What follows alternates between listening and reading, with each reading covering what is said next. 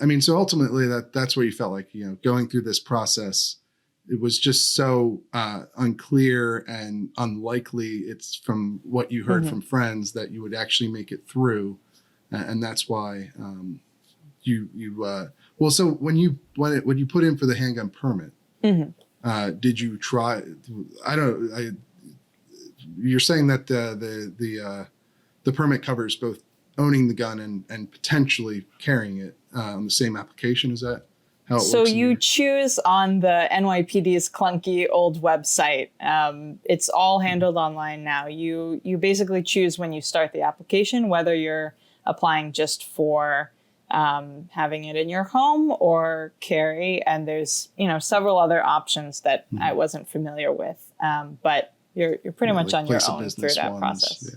Yeah. Okay. And so did they give you any sort of timetable for how long it might take to, decide on your application? So I believe it's at minimum, the New York Police Department website states it's at minimum 4 months. Realistically, probably closer to a year, if not more. Is that another issue for you? I mean, it seems like you're in a pressing situation. Yeah, it's interesting. As I mentioned in the piece, my stepfather actually sells guns for a part of his work. And I was, asking him how long a background check process, for example, usually takes. And at his particular place of work, they have as long as they need to figure out, if this person passes the background check. I know in some other places there's a time cutoff. That is all to say, I understand the need for some time to make sure that someone applying for this is, not going to be a threat to others.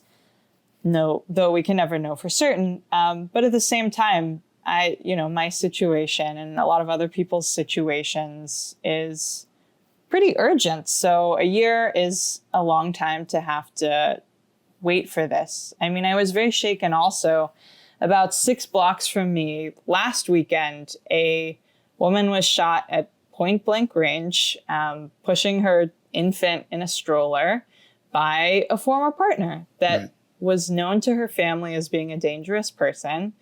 I don't know the details of whether or not her family, was constantly badgering the NYPD to follow up on this individual. But I do know from experience that for better, for worse, it usually in these situations is the responsibility of the person who feels targeted to take action to make sure that it's addressed. So there's a lot of onus on, I don't want to say the victim, but there's a lot of onus on the person feeling threatened or feeling a need to empower themselves, to be super proactive in a way that sometimes places the burden, at least in my eyes, on the people most at risk of being harmed.